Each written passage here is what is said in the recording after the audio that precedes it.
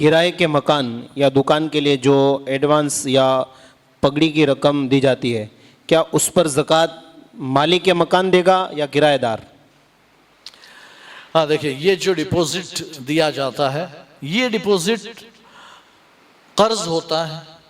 ऐसे तो उसे हम गारंटी कहते हैं, गारंटी, और होना चाहिए उसे अमानत। अमानत का माना क्या, कि उसकी रकम लेकर हम महफूज ऐसे रख दें कि जब ये घर छोड़ेगा इसकी रकम इसको वापस कर देंगे। तो अगर अमानत है इस अंदाज में, तो उस पर ना किराएदार पर ज़कात है, ना मालिक मकान पर ज़कात, किसी पर नहीं। लेकिन अगर ये सिक्योरिटी के लिए है कि अगर ये भाग गया 2 महीने का कर्जा दिए बगैर, तो उसकी ये रकम मेरे पास है कि मैं उससे वसूल कर लूंगा, इसलिए है। लेकिन मैं क्या करता हूं कि लेता हूं और फिर मैं उसे अपने अकाउंट में या खर्च में ले आता हूं कि जब वो छोड़ेगा और मांगेगा तब दे दूंगा।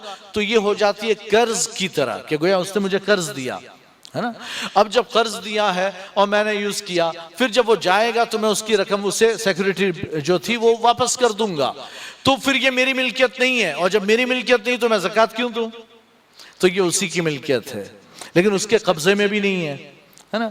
तो दोनों पर, अगर वो छोटी सी रकम है ना 5-10 हजार, तो किसी पर ज़कात नहीं है, ना उस पर ना इस पर, किसी पर नहीं है।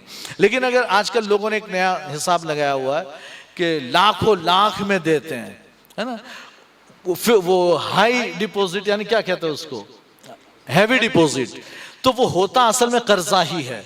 तो जब कर्जा मौलाना जाफर ने मुझे दिया और वो कर्जे से मेरे मकान, किराए से मेरे मकान में रहते हैं, तो इस हैवी डिपॉजिट वो है तो उन्हीं की, कि चूंकि जिस दिन वो घर 1-2 साल में छोड़ेंगे मैं पूरी रकम उनको वापस करूंगा, तो उन्हीं की मिल्कियत है, इनको ऊपर कर्जा, यानी कि वो ज़कात देंगे, ये वही देंगे, चूंकि ये रकम के मालिक वही हैं, इसलिए वो देंगे।